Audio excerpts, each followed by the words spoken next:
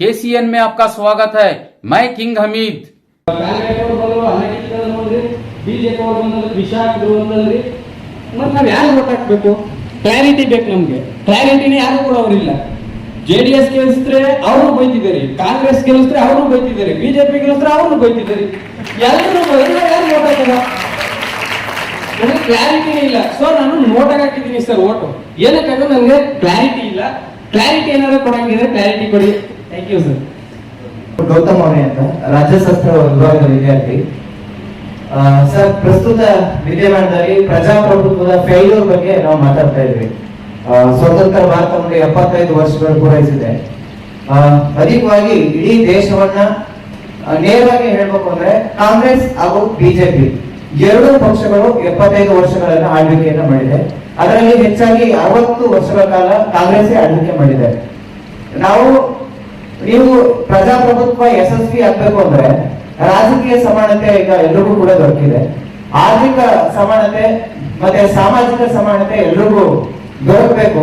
ಅದಕ್ಕೆ ಮೂಲ ರಾಜಕೀಯ ಮೌಲ್ಯನೇ ಕಾರಣ ಅಂತ ಹೇಳಿದ್ರಿ.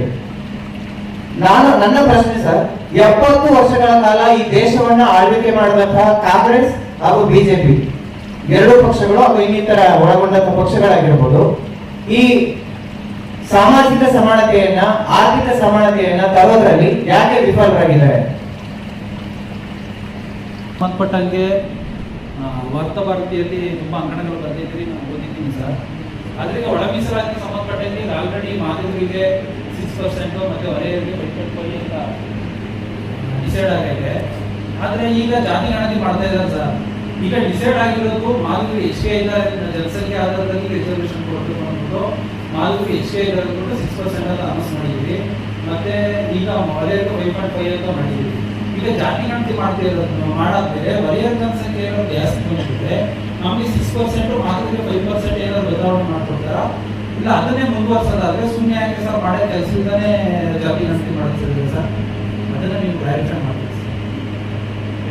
ಜುಗಾರ್ ಅಂತ, ಸೆಕೆಂಡ್ ಇಯರ್ MA ರಾಜ್ಯಶಾಸ್ತ್ರ ವಿಭಾಗ.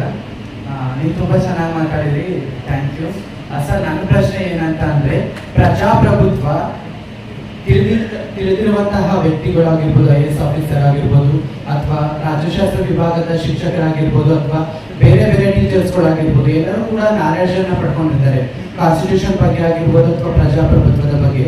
ಅವರು ಈ ಪ್ರಜಾಪ್ರಭುತ್ವ ಫೇಲ್ ಆದಾಗ ಅಥವಾ ಪ್ರಜಾಪ್ರಭುತ್ವವನ್ನ ಪಾಲನೆ ಮಾಡಿದ್ದಾಗ ಸರ್ಕಾರವನ್ನ ಪ್ರಶ್ನೆ ಮಾಡೋದ್ರಲ್ಲಿ ಈ ತಿಳಿದಿರುವಂತಹವರು ಇದ್ದೇ ಉಳಿದಿರೋದಕ್ಕೆ ನಿಮ್ಮ ಅಭಿಪ್ರಾಯ ಏನು? ಈ ತಿಳಿದಿರುವಂತವರು ಕೂಡ ಈ ಕ್ವಶನ್ ನ ಕೇಳದೇ ಇರೋದಕ್ಕೆ ಅವರು ಕೂಡ ಪ್ರಜಾಪ್ರಭುತ್ವವನ್ನ ಉಲ್ಲಂಘನೆ ಮಾಡ್ದಂಗಲ್ವಾ? ಇದಕ್ಕೆ ತಮ್ಮ ಅಭಿಪ್ರಾಯವನ್ನ ಏನ್ ಹೇಳೋದಕ್ಕೆ ಇಷ್ಟಪಡ್ತೀರ ಅಂತ ನಾನು ಕೇಳ್ತೀನಿ ಸರ್. Thank you. ನನ್ನ ಹೆಸರು ಟಿ ರೂಪಾಶ್ ಅಂತ. ನಾನು ರಾಜ್ಯಶಾಸ್ತ್ರ ವಿದ್ಯಾರ್ಥಿ. ನನ್ನ ಕ್ವಶನ್ ಪ್ರಜಾಪ್ರಭುತ್ವ ರಕ್ಷಣೆಗೆ ನೈತಿಕ ಮೌಲ್ಯಗಳು ಹಾಗೂ ಜವಾಬ್ದಾರಿ ಅನಿವಾರ್ಯವೇ ಅಂತ ನನ್ನ ಪ್ರಶ್ನೆ ಸರ್. ಪ್ರಜಾಪ್ರಭುತ್ವ ರಕ್ಷಣೆಗೆ ನೈತಿಕ ಮೌಲ್ಯಗಳು ಹಾಗೂ ಜವಾಬ್ದಾರಿ ಅನಿವಾರ್ಯವೇ? ನನ್ನ ಹೆಸರು ಪ್ರವೀಣ್ ಕುಮಾರ್ PR ಅಂತ, ಕುವೆಂಪು ಕನ್ನಡ ಅಧ್ಯಯನ ಸಂಸ್ಥೆಯ ವಿದ್ಯಾರ್ಥಿ. ಭವಿಷ್ಯದಲ್ಲಿ ಪ್ರಜಾಪ್ರಭುತ್ವದ ಜವಾಬ್ದಾರಿ ಯುವಕ ಕೈಲಿದೆ ಅಂತ ಭಾಷಣ ತುಂಬಾ ಚೆನ್ನಾಗಿ ನಡೀತಾ ಇದೆ ಸರ್. ಆದ್ರೆ ಈ ದೇಶವನ್ನ ಪ್ರಸ್ತುತ ಆಳ್ತಾ ಇರೋ ಗ್ರಾಮದಿಂದ ಹಿಡಿದು ದೇಶದವರೆಗೂ ಯಾಕೆ ಬರೀ ರಾಜಕಾರಣಿಗಳ ಮನೆಯಲ್ಲೇನೆ ಮುಂದಿನ ಯುವ ರಾಜಕಾರಣಿಗಳು ಹುಡ್ತಾರೆ? ಅದು ನಮ್ಮ CM ಇರ್ಬೋದು, ಯಾವುದೇ BJP ಇರ್ಬೋದು, ಕಾಂಗ್ರೆಸ್ ಇರ್ಬೋದು, JDS ಇರ್ಬೋದು, ಯಾವುದೇ ಇರಲಿ, ಎಲ್ಲರೂ ಕೂಡ ಪ್ರಬಲವಾದ ಆಕಾಂಕ್ಷೆಗಳಿರ್ತಾರೆ. ಇದೇ ಸೆಮಿನಾರ್ ಕೂಡ ಎಷ್ಟೋ ಜನ ಯುವಕ ರಾಜಕಾರಣಿಗಳ ಆಸೆ ಪಡ್ತಾರೆ. ಆದ್ರೆ ಯಾಕೆ ನಾವು ಆ ಯುವ ರಾಜಕಾರಣಿಗಳು ಬಡವರ ಮೇಲೆ ಹೋಗ್ಬೇಕಂತ ಆಸೆ ಪಡಲ್ಲ? CM ಮಗನೇ ಮುಂದೆ ಮಿನಿಸ್ಟರ್ ಆಗ್ಬೇಕು, ಅದು ಯಾರೇ ಆಗ್ಲಿ, ಇದೇ ಪಕ್ಷ ಅಂತ ಹೇಳಲ್ಲ ಸರ್. ಅದನ್ನ ಯಾಕೆ ಕಠಿಣವಾಗಿ ನಾವು ವಿರೋಧಿಸಲ್ಲ? ನೀವುಗಳು ಯಾಕೆ ಅದನ್ನ ಬಗ್ಗೆ ಪ್ರಶ್ನೆ ಮಾಡಲ್ಲ? ಸಿದ್ದರಾಮಯ್ಯ ಅವ್ರ ಮಗ ಯತೀಂದ್ರ ಸಿದ್ದರಾಮಯ್ಯ ರೆಡಿ ಆಗಿದ್ದಾರೆ. ಇನ್ನು JDS ಕೇಳೋದು ಬೇಡ, ವಂಶಪಾರಂಪರ್ಯ ಮುಗಿದೋಗಿದೆ, ಮೊಮ್ಮಕ್ಕಳಿಗೂ ಅಲೆ ಸೀಟ್ ಬುಕ್ ಆಗೋಗಿದೆ. ಇನ್ನು BJP ಹೋದ್ರೆ ಕೆಲವು ಕಡೆ ಆಲ್ರೆಡಿ ಯಡಿಯೂರಪ್ಪನ ಮಗ ವಿಜೇಂದ್ರ ರೆಡಿ ಆಗಿದ್ದಾರೆ. ಪ್ರಶ್ನೆ ಮಾಡೋ ಕಡೆ ಯುವಕರಿಗೆ ಅವಕಾಶ ಪೂರ್ತಿ ಸಿಗ್ತಿದೆ ಅಂತ ನಿಮ್ಗೆ ಅನ್ಸುತ್ತಾ?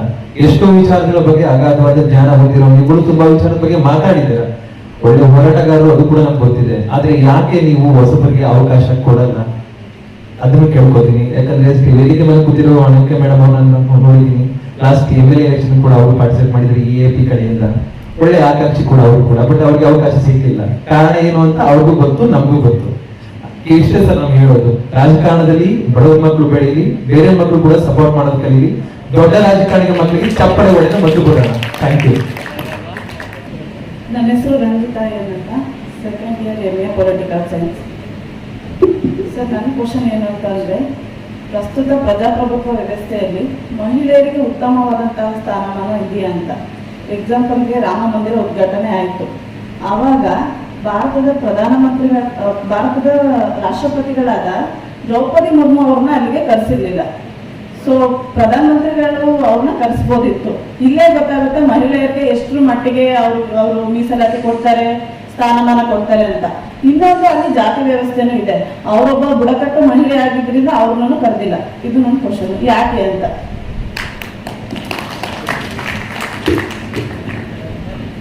ಕುಸ್ವಾಮಿ ಅಂತ. ಪ್ರಸ್ತುತ ರಾಜಕೀಯ ಈಗ ಸನ್ನಿವೇಶದಲ್ಲಿ ಪ್ರಮುಖವಾಗಿರೋದ್ರಿಂದ ಈ ಜಾತಿ ಜನಗಣತಿ ಬಂದಾಗ ಅಥವಾ ರಾಜಕೀಯ ವ್ಯವಸ್ಥೆಯಲ್ಲಿ ಬದಲಾದಾಗ ಇದೇ ಯುವಕರಿಗೆ ಮಾತಾಡೋಕ್ಕೆ ಅವಕಾಶನೇ ಕೊಡ್ತಾ ಇಲ್ಲ. ಇದೇ ಪ್ರಬಲ ಜಾತಿಗಳಾದ ನಮ್ಮ ಕರ್ನಾಟಕದಲ್ಲಿ ಪ್ರಬಲ ಜಾತಿಗಳಂತ ಇಂದಿನಿಂದ ನಾವು ಓದ್ತಿದ್ದು ಕಂಡಿಡದಂತೂ ಒಕ್ಕಲಿಗ ಮತ್ತೆ ಲಿಂಗಾಯತ.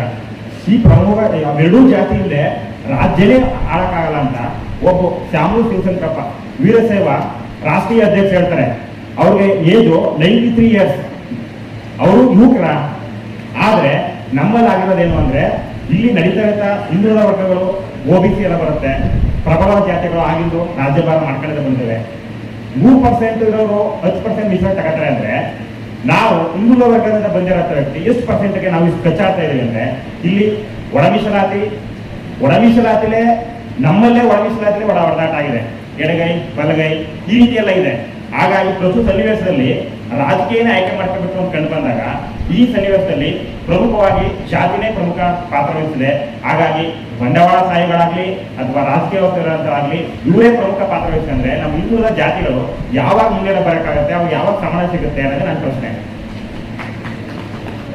ನನ್ನ ಪ್ರಶ್ನೆ ಪತ್ರಿಕೋದ್ಯಮಕ್ಕೆ ಸಂಬಂಧಪಟ್ಟ ಹಾಗೆ, ಇವತ್ತಿನ ಪತ್ರಿಕೆಗಳಲ್ಲಿ ಇವತ್ತಿಂದಲ್ಲ, ಈ ಒಂದು 10 ವರ್ಷದ ಜನಮಾನದ ಪತ್ರಿಕಾ ಉದ್ಯಮದಲ್ಲಿ ಬರೀ ಸತ್ಯವನ್ನು ತಿರುಚಿ ಬರೆಯುವಂತಹ ಒಂದು ಪ್ರವೃತ್ತಿ ಜಾಸ್ತಿ ಆಗಿದೆ. ಇದಕ್ಕೆ ಕಾರಣ ಪತ್ರಕರ್ತರ ಅಥವಾ ಆಡಳಿತದಲ್ಲಿರ್ತಕ್ಕಂಥ ಅಧಿಕಾರಿಗಳು ಅಥವಾ ರಾಜಕಾರಣಿಗಳ ಆಮಿಷವ. ಇದು ನಮಗೆ ಗೊತ್ತಾಗಬೇಕು. ಪತ್ರಿಕೋದ್ಯಮ ಸ್ವಚ್ಛ ಆದರೆ ಸಮಾಜ ಸುಧಾರಣೆ ಆಗಬಹುದು ಅನ್ನೋ ಒಂದು ವಿಶ್ವಾಸ ಹುಟ್ಟುತ್ತೆ ದೇಶದಲ್ಲಿ. Thank you. ಹಾಗೆ ನೀವು ಮೀಡಿಯಾ ಬಗ್ಗೆ ಮಾತಾಡಿದ್ರಿ. ಸೊ ನಾನು ನನ್ನ ಮಾಸ್ಟರ್ಸ್ ಅನ್ನು ಮುಗಿಸಿದ ಮೇಲೆ ಬೆಂಗಳೂರಲ್ಲಿ ಒಂದು ಸಂಸ್ಥೆಗೆ ಹೋದೆ, ಕನ್ನಡದ ಅತ್ಯುನ್ನತ ಸಂಸ್ಥೆ ಅಂತ ಹೇಳಿ ಕರೆಸ್ಕೊಳ್ತಕ್ಕಂಥದ್ದು, ಮೀಡಿಯಾದಲ್ಲಿ ಇರ್ತಕ್ಕಂಥದ್ದು ಡಿಜಿಟಲ್ ಮೀಡಿಯಾ ಪ್ಲಾಟ್ಫಾರ್ಮ್. ಸೊ ಆ ಸಂಸ್ಥೆ ನನಗೆ ಮೈಸೂರು ರಿಪೋರ್ಟಿಂಗ್ಗೆ ಹಾಕೊಡ್ತೀರಿ ನಿಮಗೆ, ಅಲ್ಲೋ ನೀನು ಬೇಕಾದಷ್ಟು ಮಾಡ್ಕೋಬಹುದು ಅಲ್ಲಿ ಅಂತ. ಅದಾದ್ಮೇಲೆ ನಾನು ಅವ್ರು ಕೇಳಿದ್ದಿಷ್ಟೇ, ನೀನು 1 ತಿಂಗಳಿಗೆ 3 ನಮಗೆ ದುಡ್ಡು ಬರೋಂಥ ಕೇಸ್ಗಳನ್ನು ತಂದ್ಕೊಡ್ಬೇಕು ನೀನು ಅಂತ ಹೇಳಿದ್ರು. ಓಕೆನಾ? ಅದರಲ್ಲೂ ಫಸ್ಟ್ ಡಿಮ್ಯಾಂಡ್ ಮಾಡಿದ್ದೆ CD ಮ್ಯಾಟರ್. ನೀನು CD ಮ್ಯಾಟರ್ ಮಾಡ್ಕೊಂಡು ನಿಮಗೆ ಸಂಬಳ ನಿಮಗೆ ಅದು ಸಿಗುತ್ತೆ ಅಂದ್ರು. ನಾನು ಆಗಲಿಲ್ಲ, ನಾನು ಇಲ್ಲಿ ಬಂದು PhD ಜಾಯ್ನ್ ಆದೆ. ಸೊ ಇವತ್ತಿನ ಮೀಡಿಯಾ ಇವತ್ತು ವಾಸ್ತವತೆ ಅಂತೇಳಿ ಜನಪದ ಅಧ್ಯಯನ ಬಂದಿದೆ ಸರ್. ಸಾಮಾಜಿಕವಾಗಿ ಒಂದು ಗ್ರಾಮ ಪಂಚಾಯತಿ ಎಲೆಕ್ಷನ್ ಏನಿದೆ, ಗ್ರಾಮ ಪಂಚಾಯತಿ ಆಗ್ಬೋದು, TP ಆಗ್ಬೋದು, ZP ಆಗ್ಬೋದು, ಒಂದು ರೋಸ್ಟರ್ ಇದೆ. ರೋಸ್ಟರ್ ಅಲ್ಲಿ ಪ್ರತಿಯೊಂದು ಕ್ಯಾಟಗರಿ, ಆ ಒಂದು ಊರಲ್ಲಿ ಯಾವುದೋ XYZ ಒಬ್ಬ ಪರ್ಸನ್ ಯಾವುದೇ ಸಮುದಾಯಕ್ಕೂ ಕೂಡ ಸೇರಿದ್ರು ರೋಸ್ಟರ್ ಅಲ್ಲಿ ಆ ಸಮುದಾಯಕ್ಕೆ ಬಂದಾಗ ಅವ್ರಿಗೆ ಅವಕಾಶ ಆಗುತ್ತೆ. ಒಂದು CM ಒಂದು ಅಧ್ಯಕ್ಷರಾಗ್ಲಿ ಯಾವುದಾಗ್ಲಿ ಅವ್ರಿಗೆ ಬರುತ್ತೆ. ಬಟ್ ಈ CM ಪಟ್ಟ ಅಂತ ಬಂದಾಗ ಯಾಕೆ ಈ ಒಂದು ಪ್ರವೃತ್ತಿಯಲ್ಲಿ ಆಯ್ಕೆ ಆಗುತ್ತೆ, ಯಾಕೆ ರಿಸರ್ವೇಶನ್ ಬರಲ್ಲ, ಮತ್ತೆ ಅಲ್ಲಿ ರೋಸ್ಟರ್ ಯಾಕೆ ನಾವು ಫಾಲೋ ಅಪ್ ಮಾಡೋಕ್ಕಾಗಲ್ಲ. ಮತ್ತೆ ಅಹಿಂದ ಪರ ನಮ್ದು ಈಗ ಹಿಂದುಳಿದ ಪರ ಇರ್ತಕ್ಕಂಥ CM ಇವತ್ತು ರಾಜ್ಯದಲ್ಲಿ ಲಿಂಗಾಯತ ಪಾಪ್ಯುಲೇಷನ್ ಬಂದು 65 ಲಕ್ಷ ಇದೆ, ಒಕ್ಕಲಿಗರು ಬಂದು 58 ಲಕ್ಷ, ಅದು ಒಂದು ಪಾಪ್ಯುಲೇಷನ್ ಇದೆ. ಅವರ ಪಾಪ್ಯುಲೇಷನ್ ಪ್ರಕಾರ ಅವ್ರು ಇರಬೇಕಾಗಿದ್ದು ಲಿಂಗಾಯತ್ ಬಂದು ಒಂದು 28 MLA ಇಂದ 30 ಒಳಗಡೆ ಒಂದು 27-26 ಇರಬೇಕು. ಮತ್ತೆ ಒಕ್ಕಲಿಗರು ಬಂದು ಒಂದು 22 ಇರಬೇಕು. ಒಕ್ಕಲಿಗರು ಬಂದು ಈಗ ಒಂದು 52 ಇದ್ದಾರೆ, ಲಿಂಗಾಯತ್ ಬಂದು ಒಂದು 55 ಸಮಥಿಂಗ್ ಇದ್ದಾರೆ. OBCಗಳು ಇರಬೇಕಾದಿದ್ದು 60-65 CM MLAಗಳು ಬರೀ 3 ಜನ ಇದ್ದಾರೆ ಒಂದು ಮೈನಾರಿಟೀಸ್ ಅಲ್ಲಿ. ಸೊ ಅವ್ರಿಗೆ ಆಗ್ತಾರೆ ಅನ್ಯಾಯ ಅಲ್ವಾ ಸರ್? CM ಯಾವಾಗಲೂ ಅಹಿಂದ ಪರ ಇರೋರು, ಹಿಂದುಳಿದ ವರ್ಗದ ಪರ ಇರೋರು, ಇದನ್ನ ಯಾಕೆ ಎಲ್ಲೂ ಫೋಕಸ್ ಮಾಡಿಲ್ಲ, ಎಲ್ಲೂ ಮಾತಾಡಕ್ ಹೋಗಿಲ್ಲ? ದಯಮಾಡಿ ಇದಕ್ಕೆ ಉತ್ತರ ಕೊಡ್ತೀವಿ ಸರ್. Thank you. ಮೊದಲನೇದಾಗಿ ಕೃತಜ್ಞತೆಗಳು ಇಷ್ಟು ಪ್ರಶ್ನೆಗಳನ್ನ ಕೇಳಿದ್ದಕ್ಕೆ. ಹೀಗಾಗಿ ಸಂಘಟಕರಿಗೆ ನನ್ನೊಂದು ವಿನಂತಿ, ಈ ತರದ ಸಾರ್ವಜನಿಕ ಭಾಷಣಗಳು ಸಭೆಗಳು ಮಾಡಬೇಕು. ಅಷ್ಟೇ ಮುಖ್ಯವಾಗಿ ಹಿಂದಿನ ಕಾಲದಲ್ಲಿ ನಾವು ಚಳವಳಿಗಳನ್ನು ಕಟ್ಟಿದಾಗ ಶಿಬಿರಗಳು ನಡೀತಾ ಇತ್ತು, 2 ದಿವಸ 3 ದಿವಸದ ಶಿಬಿರಗಳು.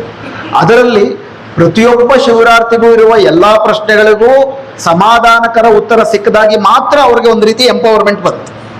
ಆಗ ಮಾತ್ರ ಅವ್ರು ಚಳವಳಿ ಇತ್ಯಾದಿಗೆ ಬರೋಕ್ಕೆ ಸಾಧ್ಯ ಆಗುತ್ತೆ. ಸಾಧ್ಯ ಆದ್ರೆ ಇಷ್ಟು ಜನ ಇರಬೇಕು ಅಂದ್ರೆ 30 ಜನ 40 ಜನ ಇದ್ರೂ ಪರವಾಗಿಲ್ಲ, ಒಂದು ಶಿಬಿರಗಳನ್ನ ಆಯೋಜನೆ ಮಾಡೋ ದಿಕ್ಕಿನಲ್ಲಿ ಮುಂದಿನ ದಿನಗಳಲ್ಲಿ ಆ ಥರ ಮಾಡೋದು ವಾಸಿ ಇನ್ನೊಂದು ನನ್ನ ಸಲಹೆ. ಪ್ರಯತ್ನ ಪಡಿ. ಇದರಲ್ಲಿ ಉತ್ತರ ಕೆಲವಕ್ಕೆ ನಾನು ಕೊಡ್ತೀನಿ, ಅಂದ್ರೆ ಎಲ್ಲವಕ್ಕೂ ನಾನು ಕೊಡ್ತೀನಿ, ಬಹುಶಃ ರಂಗಸ್ವಾಮಿ ಅವರು ಕೊಡ್ತಾರೆ. ಬಹುಶಃ ಅಧ್ಯಕ್ಷ ಭಾಷಣದಲ್ಲಿ ಅಧ್ಯಕ್ಷರು ಕೂಡ ಈ ಪ್ರಶ್ನೆಗಳನ್ನ ಅಡ್ರೆಸ್ ಮಾಡಬೇಕು ಅಂತ ವಿನಂತಿ ಮಾಡ್ಕೋತೀನಿ. ಸಂಕ್ಷಿಪ್ತವಾಗಿ ಹೇಳ್ತೀನಿ, ಸಮಯ ಜಾಸ್ತಿ ಆಗಿದೆ. ಮಿಕ್ಕಂತೆ ಕೆಲವು ವಿಷಯಗಳ ಬಗ್ಗೆ ನಾನು ವಿಡಿಯೋ ಮಾಡಿದ್ದೀನಿ, ನೀವು ಅದನ್ನ ನೋಡ್ಬೋದು. ಕೆಲವು ವಿಷಯಗಳ ಬರಹಗಳು ಇದಾವೆ, ಅದನ್ನ ಬೇಕಾದ್ರೆ ನಾನು ಕಳಿಸ್ಕೊಡ್ತೀನಿ. ಮೊದಲನೇದಾಗಿ ಈ RBI ಬಗ್ಗೆ ಕೇಳಿದ ಪ್ರಶ್ನೆ. RBI ವಿಷಯದಲ್ಲಿ ನಿಮ್ಮೆಲ್ಲರಿಗೂ ಕೂಡ ಗೊತ್ತಿದೆ, RBI ಅನ್ನೋ ಪರಿಕಲ್ಪನೆ ಅದೊಂದು ಸೆಂಟ್ರಲ್ ಬ್ಯಾಂಕ್ ಸಿಸ್ಟಮ್ ಅಂತ ಕರೀತಾರೆ. ಅಂದ್ರೆ ಒಂದು ದೇಶದ ಆರ್ಥಿಕತೆಯಲ್ಲಿ ನಗದು ಹರಿವು ಏನಿದೆ, ನಗದು ಹರಿವು ಹೆಚ್ಚಾದಾಗ ಒಟ್ಟಾರೆ ಆರ್ಥಿಕತೆಯ ಸಂಪನ್ಮೂಲಕ್ಕೆ ನಗದು ಹರಿವಿಗೆ ಒಂದು ತಾಳಮೇಳ ಇರುತ್ತೆ. ಅದಕ್ಕೆ ಬಿಟ್ಟಂತೆ ಆ ತಾಳಮೇಳ ತಪ್ಪಿದಾಗ ಆ ವ್ಯವಸ್ಥೆನಲ್ಲಿ ಹಣದುಬ್ಬರ ಆಗುತ್ತೆ, ಅರಾಜಕತೆ ಆಗುತ್ತೆ. ಹೀಗಾಗಿ ಆಳುವ ಸರ್ಕಾರಗಳಿಗಿಂತ ಪ್ರತ್ಯೇಕವಾಗಿ ನಗದಿನ ಹರಿವಿನ ಬಗ್ಗೆ ಒಂದು ವಿಚಕ್ಷಣೆ ಇಟ್ಕೊಂಡು ಸರ್ಕಾರಕ್ಕೂ ಕೂಡ ಸ್ವತಂತ್ರವಾದಂಥ ಸಲಹೆಯನ್ನು ಕೊಡುವಂಥದ್ದು, ಒಟ್ಟಾರೆ ದೇಶದ ಹಿತಾಸಕ್ತಿಯನ್ನು ಗಮನದಲ್ಲಿಟ್ಕೊಂಡು, ಅದು RBI ಬಗ್ಗೆ ಹುಟ್ಟಿದಂಥ ಕಲ್ಪನೆ. ಈಗ ಆರ್ಥಿಕತೆಯಿಂದ ನಾವು ಮಾತಾಡಬೇಕಾದ್ರೆ ಆ ಆರ್ಥಿಕ ವ್ಯವಸ್ಥೆ ಎಲ್ಲವೂ ಏನು ಸಮಾಜವಾದಿ ಆರ್ಥಿಕ ವ್ಯವಸ್ಥೆ ಅಲ್ಲ, ಒಂದು ಬಂಡವಾಳಶಾಹಿ ಆರ್ಥಿಕ ವ್ಯವಸ್ಥೆ ಇದ್ದಾಗ RBI ಕೂಡ ಆ ಬಂಡವಾಳಶಾಹಿ ಆರ್ಥಿಕ ವ್ಯವಸ್ಥೆಯ ಭಾಗ. ಅದಕ್ಕೆ ತನ್ನಂತೆ ತಾನೇ ಸ್ವಾತಂತ್ರ್ಯ ಇರೋದಿಲ್ಲ. ಈಗ ನಮ್ಮ ಸಂವಿಧಾನದಲ್ಲಿ ನಿರ್ದಿಷ್ಟವಾಗಿ ಒಂದು ವೆಲ್ಫೇರ್ ಸ್ಟೇಟ್ ತರದ ಪರಿಕಲ್ಪನೆ ಇದೆ, ಬಿಟ್ರೆ ಸೋಷಿಯಲಿಸ್ಟ್ ತರದ ಪರಿಕಲ್ಪನೆ ಇಲ್ಲ. ಉದಾಹರಣೆಗೆ ಎಕನಾಮಿಕ್ ಪರಿಹಾರಗಳ ಬಗ್ಗೆ ನೀವು ನೋಡಿದ್ರೆ ಅವೆಲ್ಲವೂ directive principles of state policy ಇದೆ. ಸಿವಿಲ್ ಲಿಬರ್ಟಿ ರೈಟ್ಸ್ಗಳು ಮಾತ್ರವೇ ಫಂಡಮೆಂಟಲ್ ರೈಟ್ಸ್ ಇದೆ. ಸೊ ಆ ಅರ್ಥದಲ್ಲಿ RBIಗೆ ಒಟ್ಟಾರೆ ಆರ್ಥಿಕ ವ್ಯವಸ್ಥೆ ಯಾವ ದಿಕ್ಕಿನಲ್ಲಿ ಹೋಗ್ಬೇಕು ಅಂತ ಒಂದು ಮಾರ್ಗದರ್ಶನ ಕೊಡುತ್ತೆ, ಅದರ ಚೌಕಟ್ಟಿನಲ್ಲಿ ಅದು ನಡೆಯುತ್ತೆ.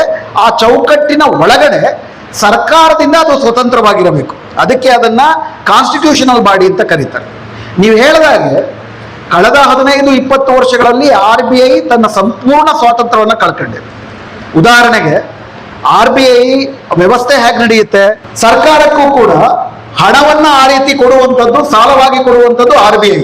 ಈಗ ಸರ್ಕಾರ ಅದಕ್ಕೆ ಬಡ್ಡಿ ಕೊಡುತ್ತೆ. ಪ್ರಿಂಟ್ ಎಷ್ಟು ಮಾಡಬೇಕು ಅಂತ ತೀರ್ಮಾನ ಮಾಡೋದು ಅಂದಾಜು ಒಟ್ಟಾರೆ ನಮ್ಮ GDPಯ 14% ಅಷ್ಟು ಮಾತ್ರವೇ ಹಣದ ವಹಿವಾಟು ಇರಬೇಕು ಅಂತ ಅಂದ್ಬಿಟ್ಟು ಜನರಲ್ಲಿ ಅಂದಾಜು ಮಾಡಲಾಗುತ್ತೆ. ಅಂದ್ರೆ ನಮ್ಮ ಒಟ್ಟಾರೆ ಬಜೆಟಿನ ಇದರಲ್ಲಿ. ಆದ್ರೆ ಏನಾಗಿದೆ, ಕಳೆದ ಕೊನೆಗೆ ಆದ್ರೆ ಉಕ್ರೇನ್ ಯುದ್ಧ ನಡೀತಾ ಇದೆ. ಅಮೆರಿಕಾದಲ್ಲಿ ವಿಶೇಷವಾಗಿ ಅವ್ರದ್ದು ರಿಸರ್ವ್ ರೇಟ್ ಅಂತ ಹೇಳ್ತಾರೆ, ಅದೇನಾದ್ರೂ ಕಮ್ಮಿ ಆದ್ರೆ ನಮ್ಮ ದೇಶದಲ್ಲಿ ಮಾಡಿರುವ ವಿದೇಶಿ ವಿನಿಮಯದ ಹೂಡಿಕೆ ಎಲ್ಲ ಆ ಕಡೆಗೆ ಹೋಗುತ್ತೆ. ವಿದೇಶಿ ವಿನಿಮಯ ಕಡಿಮೆ ಆದ್ರೆ ರಫ್ತು ಆಮದು ಮಾಡ್ಕೊಳ್ಳೋದಕ್ಕೆ ನಮಗೆ ವಿದೇಶಿ ವಿನಿಮಯ ಇರೋದಿಲ್ಲ. ಈ ಎಲ್ಲ ಶಾಖಗಳನ್ನ ಗಮನದಲ್ಲಿಟ್ಕೊಂಡು ಒಂದಷ್ಟನ್ನ ರಿಸರ್ವ್ ಆಗಿ ಇಟ್ಕೋಬೇಕು. ಆದ್ರೆ ನೀವು ಹೇಳಿದಾಗೆ ಕಳೆದ 10 ವರ್ಷದಿಂದ ಆ ರಿಸರ್ವ್ ಅನ್ನೂ ಕೂಡ ಸರ್ಕಾರ ಸಂಪೂರ್ಣವಾಗಿ ಕಿತ್ಕೊಳ್ತಾ ಇದೆ. ಯಾಕಂದ್ರೆ ಸರ್ಕಾರದ ಬಜೆಟ್ ನಲ್ಲಿ ಕೋತಾ ಇದೆ. ಆ ಬಜೆಟ್ ಅಲ್ಲಿ ಕೋತಾನ ತುಂಬಿಸ್ಕೊಳ್ಳೋದಕ್ಕೆ ರಿಸರ್ವ್ ಹಣವನ್ನು ಕೂಡ ಕಿತ್ಕೊಳ್ತಿದ್ದಾರೆ. ಆ ರೀತಿ ಅದರ ಸ್ವಾತಂತ್ರ್ಯವನ್ನು ಕಳ್ಕೊಂಡಿದೆ. ಆದ್ರೆ ಅದಕ್ಕಿಂತ ಮುಖ್ಯವಾಗಿ 1991ರ ನವ ಉದಾರವಾದಿ ನೀತಿ ಬಂದಾದ ಮೇಲೆ ನಮ್ಮ ಒಟ್ಟಾರೆ ನಗದು ನೀತಿ, ಮಾನಿಟರಿ ಪಾಲಿಸಿನೂ ಕೂಡ ಬದಲಾಗಿದೆ. ರಿಸರ್ವ್ ಬ್ಯಾಂಕ್ ಪ್ರಧಾನವಾಗಿ ಒಂದು ತೀರ್ಮಾನ ಮಾಡುವಂಥದ್ದು ಮಾನಿಟರಿ ಪಾಲಿಸಿ. ಮಾನಿಟರಿ ಪಾಲಿಸಿ ಅನ್ನೋದು ಒಟ್ಟಾರೆ ನಮ್ಮ ಎಕನಾಮಿಕ್ ಪಾಲಿಸಿಯ ಅಂತರ್ಭಾಗ ಆಗಿರಬೇಕು. ಇವರೇನ್ ಮಾಡಿದ್ದಾರೆ, ಹಣದುಬ್ಬರಕ್ಕೆ ಪ್ರಧಾನವಾದಂಥ ಕಾರಣ ನಗದು ಹರಿವು ಹೆಚ್ಚಾಗೋದು. ಹೀಗಾಗಿ ಹಣದುಬ್ಬರವನ್ನ ಕಡಿಮೆ ಮಾಡಬೇಕು ಅಂದ್ರೆ ಹಣದುಬ್ಬರ ನಿಗದಿ ಮಾಡೋದಕ್ಕೆ ಅದು ನಗದು ಹರಿವು ಕಡಿಮೆ ಮಾಡಬೇಕು ರಿಸರ್ವ್ ಬ್ಯಾಂಕ್ ಅನ್ನೋದಕ್ಕೆ ಮಾತ್ರ ಸೀಮಿತ ಮಾಡಿದ್ದಾರೆ. ಆದ್ರೆ ಹಣದುಬ್ಬರವನ್ನ ನೋಡುವ ದೃಷ್ಟಿಕೋನವೇ ಅದರಲ್ಲಿ ತಪ್ಪಿದೆ. ಜನರ ಕೊಳ್ಳುವ ಶಕ್ತಿ ಕಡಿಮೆ ಆಗ್ತಿರುವ ಸಂದರ್ಭದಲ್ಲಿ ಮತ್ತು ಬೇಡಿಕೆಗೂ ಹಾಗೂ ಪೂರೈಕೆಗಳು ಅಂತರ ಇರುವ ಸಂದರ್ಭದಲ್ಲಿ ಹಲವಾರು ಬಗೆಯ ಹಣದುಬ್ಬರಗಳಾಗ್ತವೆ. ಇವೆಲ್ಲವೂ ಸ್ವಲ್ಪ ಟೆಕ್ನಿಕಲ್ ಪ್ರಶ್ನೆಗಳು. ಆದರೆ ಒಂದು ಸಾರಾಂಶದಲ್ಲಿ ನಿಜ, ಎಲ್ಲಿಯ ತನಕ RBIಗೆ ಮಾನಿಟರಿ ಪಾಲಿಸಿಯನ್ನ ತೀರ್ಮಾನ ಮಾಡುವ ಸ್ವಾತಂತ್ರ್ಯ ಹಾಗೂ ಸಂವಿಧಾನಬದ್ಧವಾಗಿ ವೆಲ್ಫೇರ್ ಸ್ಟೇಟ್ ಪಾಲಿಸಿಯ ಪರವಾಗಿ ತೀರ್ಮಾನ ಮಾಡುವ ಜವಾಬ್ದಾರಿ ಇವೆರಡೂ ಇರೋದಿಲ್ವೋ, ಅದು ಈಗಾಗಲೇ ಆಡಳಿತಾರೂಢ ಪಕ್ಷ ಏನಿರುತ್ತೋ ಆ ದಿಕ್ಕಿನಲ್ಲಿ ದೇಶವನ್ನ, ಆರ್ಥಿಕತೆಯನ್ನ ಇನ್ನೊಂದಷ್ಟು ಹಾಳು ಮಾಡೋದ್ರ ಪಾತ್ರವನ್ನು ವಹಿಸುತ್ತೆ. 2-3 ಪ್ರಶ್ನೆಗಳು ಒಂದೇ ತರ ಇದೆ. ಒಂದು, ನೋಟಾ ಹಾಕದೆ ಕ್ಲಾರಿಟಿ ಕೊಡಿ ಎನ್ನುವ ಪ್ರಶ್ನೆ. ಎರಡನೇದಾಗಿ, ಎಲ್ಲಾ ಪಕ್ಷಗಳು ಒಂದೇ ತರ ಇದಾವಲ್ಲ, ಬೇರೆ ಏನ್ ಮಾಡಬೇಕು, ಯಾಕೆ ಈ ಪಕ್ಷಗಳಿಗೆ ಅರ್ಥವಾಗ್ತಿಲ್ಲ ಅನ್ನೋ ಪ್ರಶ್ನೆ. ಸ್ನೇಹಿತರೆ, ಸ್ವಾತಂತ್ರ್ಯ ಬಂದ ಸಂದರ್ಭದಲ್ಲಿ ಕಾಂಗ್ರೆಸ್ ಒಂದಿತ್ತು, ಈಗ ಬಿಜೆಪಿ ಇದೆ. ಕಾಂಗ್ರೆಸ್ ಇದ್ದ ಕಾಲದಲ್ಲೇ ಬಿಜೆಪಿ BJS ಅನ್ನೋ ಹೆಸರಿನಲ್ಲಿತ್ತು. ಅದಾದ ನಂತರದಲ್ಲಿ 90ರ ದಶಕದಲ್ಲಿ ಬೇರೆ ಹಲವಾರು ಪಕ್ಷಗಳು ಹುಟ್ಕೊಂಡು. ಆ ಪಕ್ಷಗಳು ಯಾಕೆ ಹುಟ್ಕೊಂಡವು? ಉದಾಹರಣೆಗೆ ಕಮ್ಯುನಿಸ್ಟ್ ಪಕ್ಷ ಹುಟ್ಕೊಳ್ತು, BSP ಹುಟ್ಕೊಳ್ತು, SP ಹುಟ್ಕೊಳ್ತು. ಬರೀ ಕಾಂಗ್ರೆಸ್ನಲ್ಲಿ ಪರಿಹಾರ ಇಲ್ಲ ಅಂತಾದಾಗ ಜನ ಹೊಸದನ್ನ ಹುಡುಕಿದ್ರು. ಅವೆಲ್ಲವೂ ಪರಿಹಾರ ಕೊಟ್ಟುವ ಅನ್ನೋ ಪ್ರಶ್ನೆ ಇಂದಿಗೂ ಕೇಳಬೇಕು. ತಾತ್ಪರ್ಯ ಏನು? ಯಾವುದೋ ಒಂದರಲ್ಲಿ ಪರಿಹಾರ ಇದೆ ಅಂತ ಭಾವಿಸ್ತೀವಿ, ಅದು ಪರಿಹಾರ ಕೊಡ್ಲಿಲ್ಲ. ಏನ್ ಮಾಡ್ಬೇಕು ನಾವು ಅವಾಗ?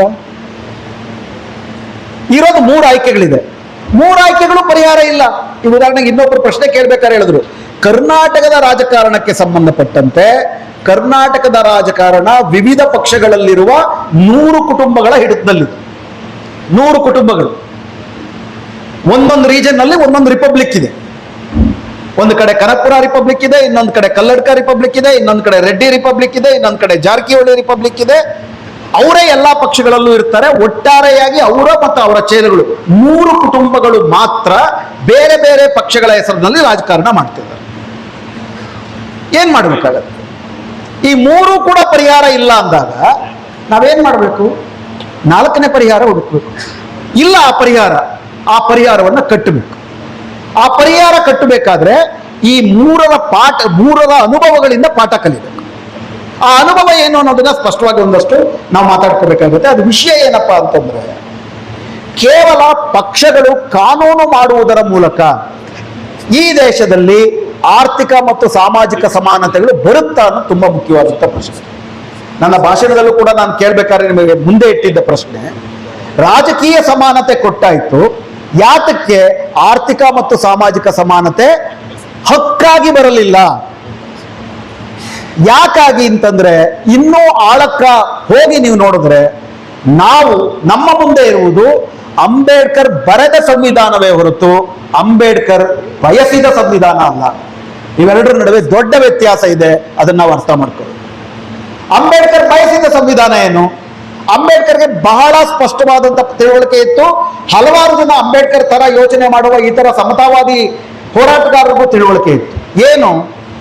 ಮೊದಲನೇದು, ಎಲ್ಲಿಯ ತನಕ ಬಡವ ಶ್ರೀಮಂತ ಅನ್ನುವಂತಹ ಭೇದ ಭಾವ ಹೋಗೋದಿಲ್ವೋ, ಜಾತಿ ವ್ಯವಸ್ಥೆ ನಾಶ ಆಗೋದಿಲ್ವೋ, ಅಲ್ಲಿಯ ತನಕ ಈ ಒಂದು ಕೇವಲ ನೀವು ಓಟಿನ ಹಕ್ಕು ಏನ್ ಕೊಟ್ಟರೂ ಕೂಡ ಅದು ಇರುವವರ ಸ್ವಾತಂತ್ರ್ಯವನ್ನ ಬೆಳೆಸುತ್ತೆ ಹೊರತು ಇಲ್ಲದವರಿಗೆ ಹಕ್ಕುಗಳನ್ನ ತಂದುಕೊಡೋದಿಲ್ಲ. ಇದನ್ನ ಅಂಬೇಡ್ಕರ್ ಅವರು 1947ರಲ್ಲಿ stated minorities their rights and how to achieve it in the United States of India ಅನ್ನೋ ಪುಸ್ತಕದಲ್ಲಿ ಬಹಳ ಸ್ಪಷ್ಟವಾಗಿ ಬರೀತಾರೆ. ಅವರೊಂದು ಪ್ರಶ್ನೆ ಕೇಳ್ತಾರೆ, ಪೊಲಿಟಿಕಲ್ ಡೆಮಾಕ್ರಸಿ ಅಂತ ನಾವೇನ್ ಮಾತಾಡ್ತಿದೀವಿ ಅದು ಪಾಶ್ಚಿಮಾತ್ಯ ದೇಶಗಳಲ್ಲಿ 250 ವರ್ಷದಿಂದಲೂ ಇದೆ. ಆದರೆ ಅಲ್ಲಿ ಎಕನಾಮಿಕ್ ಈಕ್ವಾಲಿಟಿ ಬಂದಿದೆಯಾ?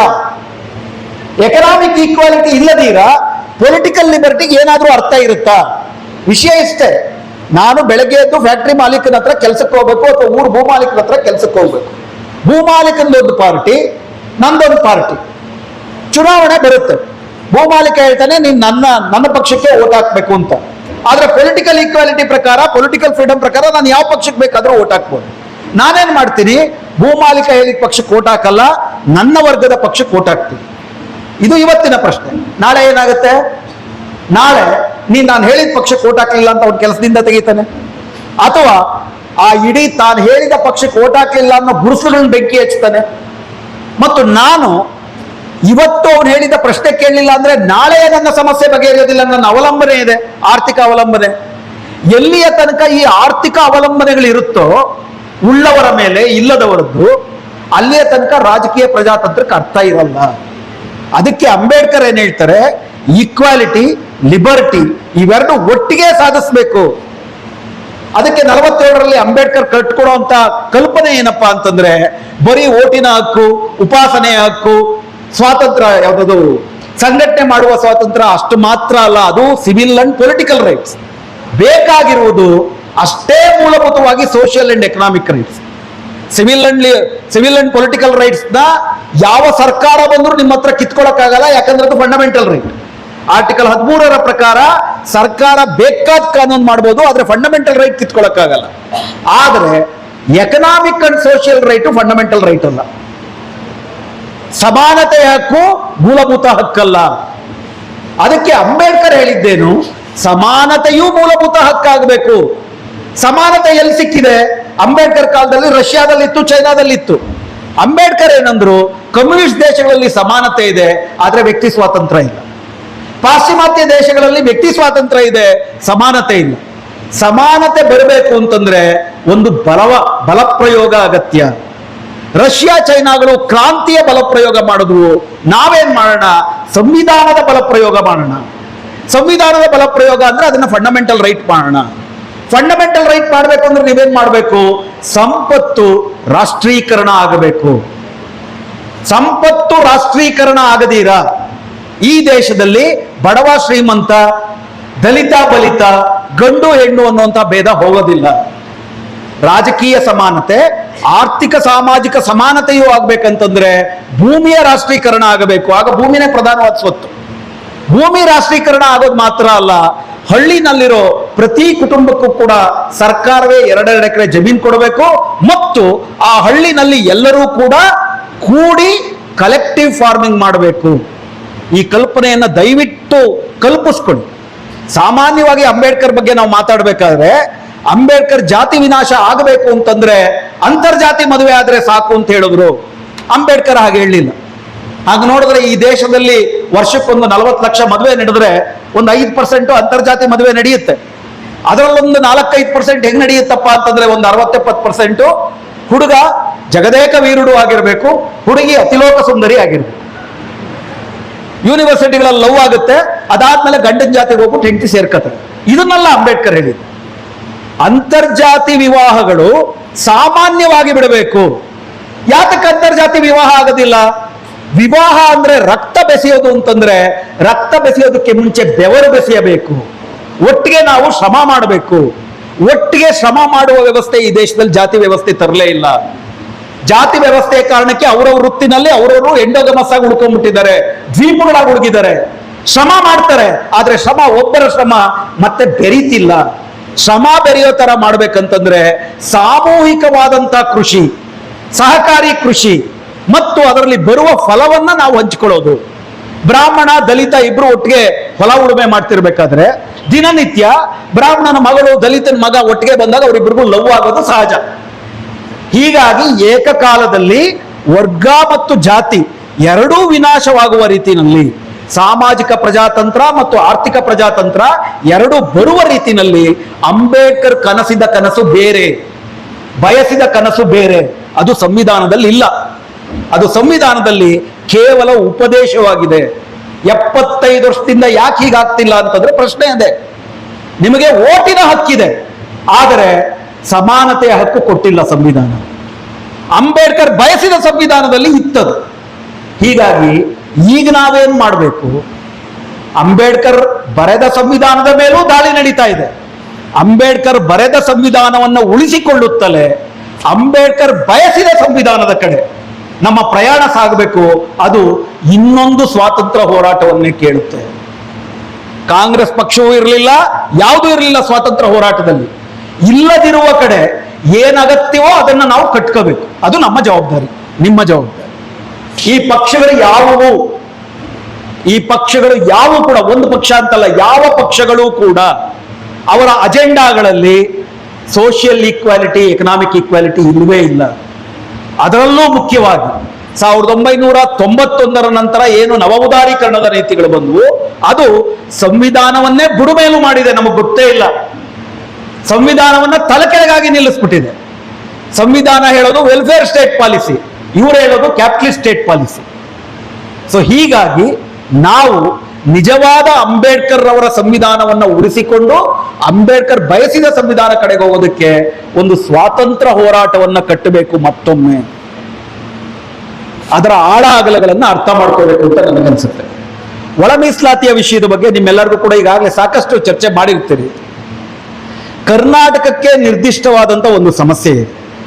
ಅದು ಬೇರೆ ಬೇರೆ ಜಾತಿಗಳೆಲ್ಲವೂ ಕೂಡ ಎಕೆ ಎಡಿ ಎ ಅಂತೇಳಿ ಆದಿ ಆಂಧ್ರ, ಆದಿ ಕರ್ನಾಟಕ, ಆದಿ ದ್ರಾವಿಡ ಅಂತೇಳಿ ಹಲವು ಜಾತಿಗಳ ಗುಂಪಾಗಿದೆ. ಕೆಲವು ಕಡೆ ಹೊಲೆಯರು ಏಕೆ ಅಂತ ಮಾಡ್ಕೊಂಡಿದ್ದಾರೆ, ಕೆಲವು ಕಡೆ ಮಾದಿಗರು ಏಕೆ ಅಂತ ಮಾಡ್ಕೊಂಡಿದ್ದಾರೆ. ಹೀಗಾಗಿ ಹೊಲೆಯ ಸಂಬಂಧಿತ ಜಾತಿಗಳ ಜನಸಂಖ್ಯೆಯ ಪ್ರಮಾಣ ಎಷ್ಟು, ಮಾದಿಗ ಸಂಬಂಧಿತ ಜಾತಿಗಳ ಒಟ್ಟಾರೆ ಜನಸಂಖ್ಯೆ ಎಷ್ಟು, ಈ ತರ ಜನಸಂಖ್ಯೆ ಎಷ್ಟು ಅಂತ ಗೊತ್ತಾದ್ರೆ ಪ್ರಾತಿನಿಧ್ಯ ನಿಗದಿ ಮಾಡೋಕ್ಕಾಗುತ್ತೆ ಎನ್ನುವ ಏಕೈಕ ಕಾರಣಕ್ಕಾಗಿ ಈಗ ಒಂದು ಜನಗಣತಿ ಮಾಡ್ತಿದೆ. ಇದು ಸರ್ವೆಯ ರೂಪದ ಗಣತಿ. ಸೆನ್ಸಸ್ ಪ್ರಕಾರ ಜನಗಣತಿ ಮಾಡುವ ಅಧಿಕಾರ ಇರುವಂಥದ್ದು ಟೆಕ್ನಿಕಲಿ ಸೆಂಟ್ರಲ್ ಗವರ್ಮೆಂಟ್ಗೆ ಮಾತ್ರ, ಯೂನಿಯನ್ ಗವರ್ಮೆಂಟ್ಗೆ. ಆದ್ರೆ ಇಲ್ಲಿ ಎಕೆ ಎಡಿ ಎ ಇವುಗಳಲ್ಲಿ ಎಷ್ಟೆಷ್ಟು ಜನ ಹೊಲೆಯ ಸಂಬಂಧಿತ ಜಾತಿಗಳು, ಮಾದಿಗ ಸಂಬಂಧಿತ ಜಾತಿಗಳು ಅಂತ ಹುಡುಕಾದ್ಮೇಲೆ, ಯಾಕಂದ್ರೆ ಸದಾಶಿವ ಆಯೋಗದಲ್ಲೂ ಅದು ಮಾಡಿಲ್ಲ, ಕಾಂತರಾಜ್ ಆಯೋಗದಲ್ಲೂ ಹಾಗೆ ಮಾಡಿಲ್ಲ. ಆದ್ರಿಂದ ಸದಾಶಿವ ಆಯೋಗದ ಕೆಲವು ಅಂಶಗಳನ್ನು ತೆಗೆದುಕೊಂಡು ಈ ಎಕೆ ಎಡಿ ಅನ್ನುವ ಸಮಸ್ಯೆಯನ್ನ ನಿವಾರಿಸಿಕೊಳ್ಳುವುದಕ್ಕೆ ಮಾತ್ರ ಒಳ ಮೀಸಲಾತಿಯ ಈ ಒಂದು ಎಕ್ಸಸೈಸ್ ನಡೀತಾ ಇದೆ. ಆದ್ರೆ ಇಲ್ಲಿ ನಾವು ಕೇಳಿಕೊಳ್ಳಬೇಕಾಗಿರುವ ಇನ್ನೊಂದು ಪ್ರಶ್ನೆ ಇದೆ. ಒಟ್ಟಾರೆ ಮೀಸಲಾತಿಯ ಪ್ರಶ್ನೆಯನ್ನ ನಾವು ಕೇಳ್ಕೋಬೇಕು. ಮೀಸಲಾತಿಯಿಂದ ಇವತ್ತು ಒಟ್ಟಾರೆ ಭಾರತದಲ್ಲಿ 40 ಕೋಟಿ ದಲಿತರಿದ್ದರು. ಕಳೆದ 75 ವರ್ಷಗಳಲ್ಲಿ ದಲಿತರಿಗೆ ಸಿಕ್ಕಂತ ಮೀಸಲಾತಿ ಎಷ್ಟು?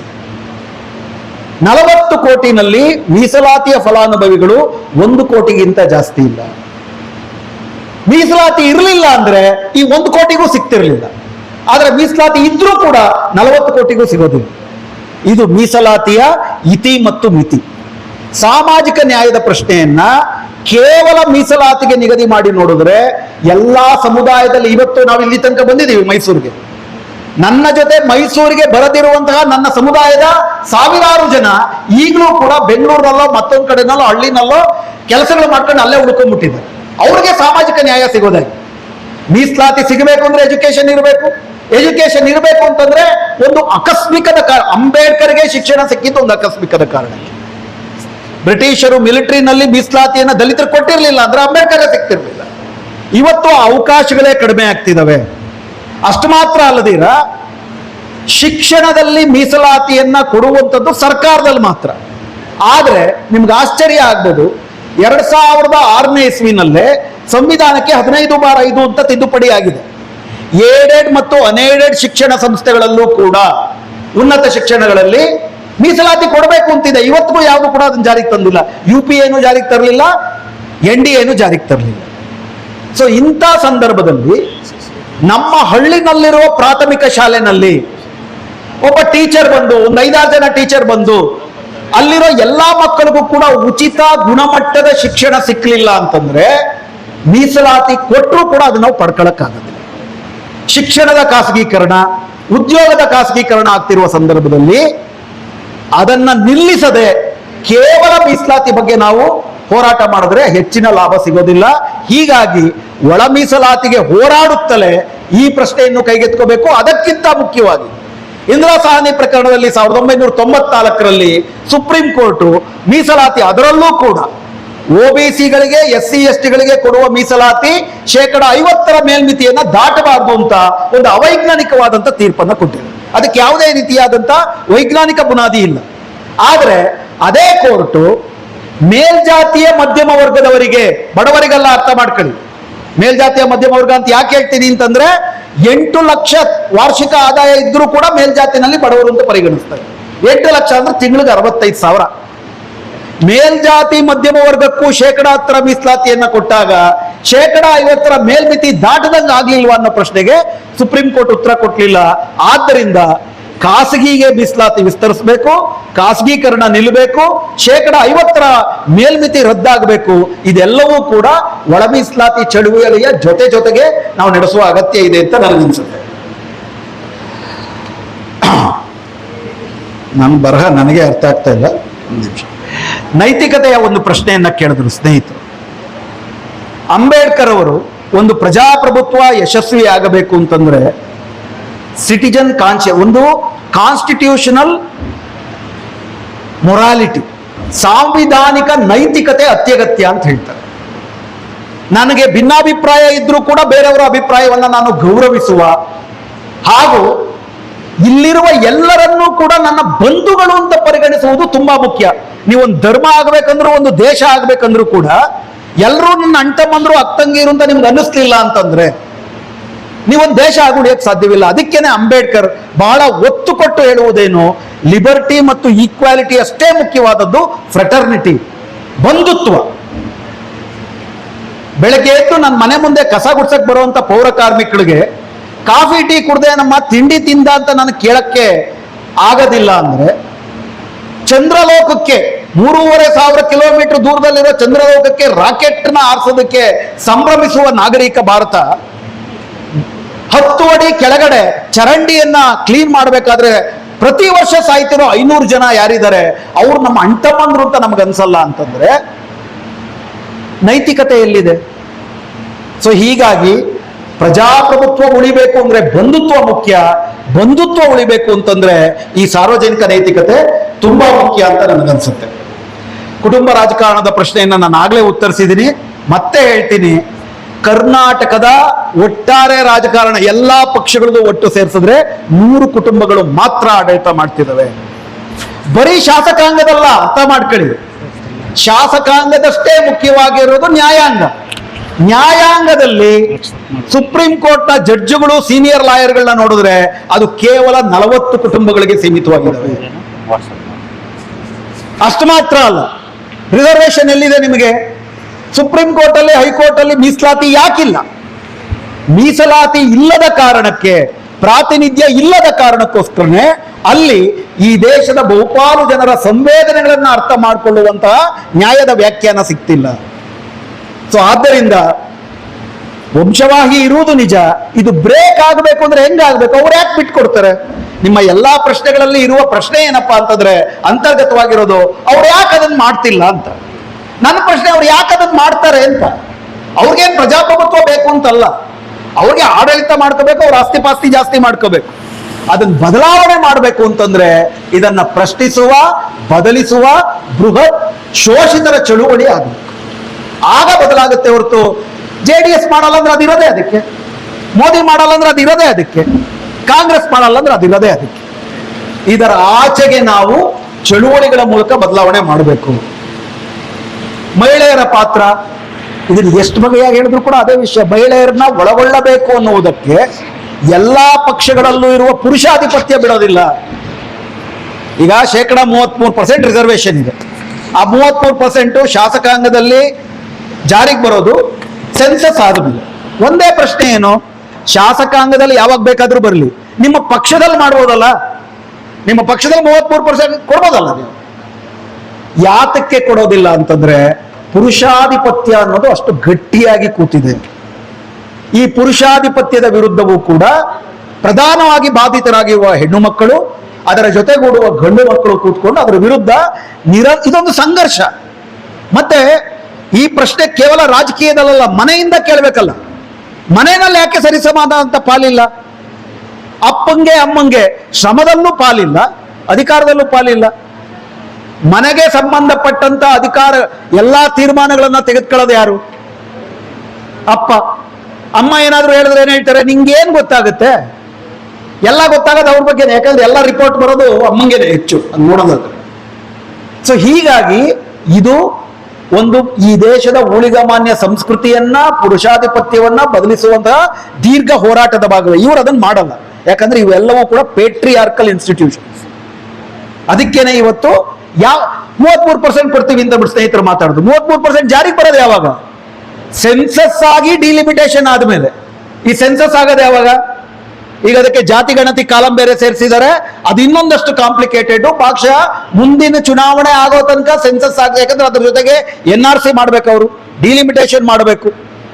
ಮುಂದಿನ ಚುನಾವಣೆ ಆಗೋ ತನಕನೂ ಬಹುಶಃ ಮುಂದೂಡುವ ಹುನ್ನಾರದೊಂದಿಗೆ ಇದನ್ನ ಮಾಡ್ತಾ ಇದ್ದಾರೆ. ಸ್ನೇಹಿತರೆ, ಕೆಲವು ರಿಪಿಟೇಷನ್ ಇದೆ ಇದರಲ್ಲಿ.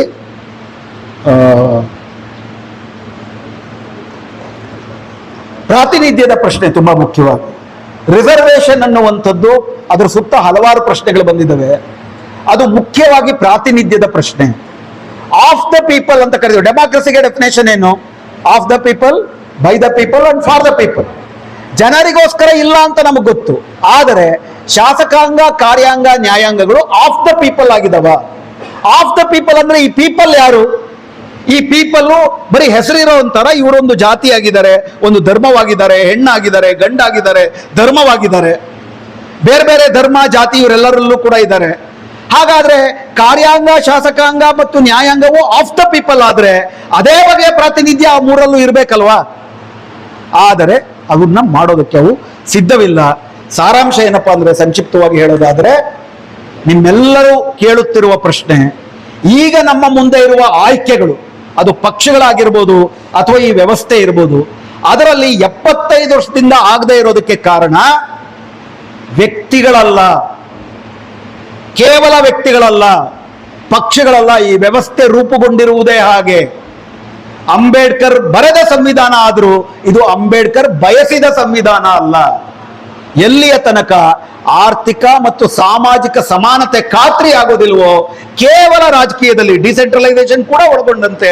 ಯಾಕಂತಂದ್ರೆ ಡಿಸೆಂಟ್ರಲೈಸೇಷನ್ ಹಳ್ಳಿ ಮಟ್ಟಕ್ಕೆ ಹೋದ್ರೆ ಹಳ್ಳಿನಲ್ಲಿರೋ ಫ್ಯೂಡಲ್ ಶಕ್ತಿಗಳಿಗೆ ಅಧಿಕಾರ ಕೊಟ್ಬಿಡ್ಬೋದು. ಅಲ್ಲಿ ಸಾರಾಂಶದಲ್ಲಿ ಮೂಲಭೂತ ಬದಲಾವಣೆ ಬರೆದೊರ್ತು ಆಗೋದಿಲ್ಲ. ಮೂಲಭೂತ ಬದಲಾವಣೆ ಕೊಟ್ಟು ಬಿಡ್ತಾರ? ನಾನು ಯುವಕನಾಗಿದ್ದಾಗ ಒಂದು ಹಾಡು ಕೇಳ್ತಿದ್ದೆ, ದಲಿತರು ಬರುವರು ದಾರಿ ಬಡಿ, ದಲಿತರ ಕೈಗೆ ರಾಜ್ಯ ಕೊಡಿ. ಬನ್ನಿ ತಗೊಳ್ಳಿ ಅಂತ ಕೊಟ್ಬಿಡ್ತಾರ ಅವರು. ದೇವಸ್ಥಾನದೊಳಗಡೆ ದೇವರ ದರ್ಶನಕ್ಕೆ ಬಿಡದೆ ಇರುವಂತರು ಬಾರಪ್ಪ ತಗೊಂಡೋಗ ಅಂತ ಕೊಟ್ಬಿಡ್ತಾರ? ಸಂವಿಧಾನ ಸಭೆಯಲ್ಲಿ ನಡೆದಂತ ಒಂದು ಚರ್ಚೆ ಹೇಳಿ ನಾನು ಮಾತು ಮುಗಿಸ್ತೀನಿ. ಸಂವಿಧಾನ ಸಭೆಯಲ್ಲಿ 289 ಜನ ಸದಸ್ಯರು. ಆ 289 ಜನ ಸದಸ್ಯರಲ್ಲಿ 220 ಜನ ಕಾಂಗ್ರೆಸ್ನವರು. ಆಯ್ಕೆ ಮಾಡಿದವರು ಯಾರು? ಅವ್ರನ್ನ ಯಾರು ಸುಶಿಕ್ಷಿತರು ಮತ್ತು ಇನ್ಕಮ್ ಟ್ಯಾಕ್ಸ್ ಕಟ್ತಿದ್ರೋ ಅವರುಗಳು, ಅಂದ್ರೆ ಕೇವಲ 17% ಅಷ್ಟು ಪ್ರಬಲ ಜಾತಿ, ಪ್ರಬಲ ವರ್ಗದವರು ಆಯ್ಕೆ ಮಾಡೋದು. ಆ ಸಂವಿಧಾನದಲ್ಲಿ 289 ಜನನು ಕೂತ್ಕೊಂಡು ಪ್ರತಿ ಕಾನೂನಿನ ಬಗ್ಗೆ ಚರ್ಚೆ ಮಾಡಬೇಕಾಗಿತ್ತು. ಅಂಬೇಡ್ಕರ್ ಆ ಚರ್ಚೆನಲ್ಲಿ ತಮಗನಿಸಿದ್ದನ್ನೆಲ್ಲ ಹೇಳ್ಬೋದಾಗಿತ್ತು, ಆದರೆ ಅಂತಿಮವಾಗಿ ಸಂವಿಧಾನ ಸಭೆ ಏನ್ ತೀರ್ಮಾನ ಮಾಡಿತ್ತೋ ಅದನ್ನೇ ಅವರು ಬರಿಬೇಕಾಗಿತ್ತು. ಅಂತ ಸಂವಿಧಾನ ಸಭೆಯಲ್ಲಿ ರಾಜಾದಿರಾಜ ಕಾಮೇಶ್ವರ್ ಸಿಂಗ್ ಅಂತ ಒಬ್ಬ ಸದಸ್ಯ ಇದ್ದ. ಈ ರಾಜಾದಿರಾಜ ಕಾಮೇಶ್ವರ್ ಸಿಂಗ್ ಬಿಹಾರದ ದರ್ಭಂಗ ಪ್ರಾಂತ್ಯದಿಂದ ಬಂದವನು. ಆತನಿಗೆ 4.5 ಲಕ್ಷ ಎಕರೆ ಜಮೀನಿತ್ತು. ಎಷ್ಟು? 4.5 ಲಕ್ಷ ಎಕರೆ ಅಂದ್ರೆ 4 ಜಿಲ್ಲೆ. 4 ಜಿಲ್ಲೆಯಷ್ಟು ಜಮೀನಿರುವ ವ್ಯಕ್ತಿ ಸಂವಿಧಾನ ಸಭೆಯಲ್ಲಿ ಕೂತ್ಕೊಂಡು ಭೂಮಿ ಹಂಚಿಕೆ ಬಗ್ಗೆ ಕಾನೂನು ಮಾಡಬೇಕು ಅಂದ್ರೆ ಹೆಂಗಿರುತ್ತ ಕಾನೂನು? ಅದೇ ರೀತಿ ಇವತ್ತು ಇಡೀ ಮಾಧ್ಯಮಗಳನ್ನ, ಇವತ್ತು ಏನ್ ಟಿವಿ ಚಾನೆಲ್ಸ್ ಅಂತೀವಿ, 80% ಅಷ್ಟು ಚಾನೆಲ್ನ ನಿಯಂತ್ರಣ ಮಾಡೋರು ಅದಾನಿ ಮತ್ತು ಅಂಬಾನಿಗಳು. ಅವರ ಪ್ರತಿನಿಧಿಗಳು ಮಾಧ್ಯಮ ನೀತಿ ಮಾಡೋದಕ್ಕೆ ಸರ್ಕಾರದಲ್ಲಿ ಮಂತ್ರಿಗಳಾಗಿ ಕೂತಿರ್ತಾರೆ. ಹೀಗಾಗಿ ಮೂಲಭೂತ ಬದಲಾವಣೆ ಆಗಬೇಕು. ಅದು ಪಕ್ಷಗಳಿಂದ ಆಗಲ್ಲ, ಮತ್ತೊಂದು ನಿಜವಾದ ಸಮಾನತೆಗಾಗಿ ನಡೆಯುವ ಸ್ವಾತಂತ್ರ್ಯ ಚಳುವಳಿಯಿಂದ ಆಗಬೇಕು.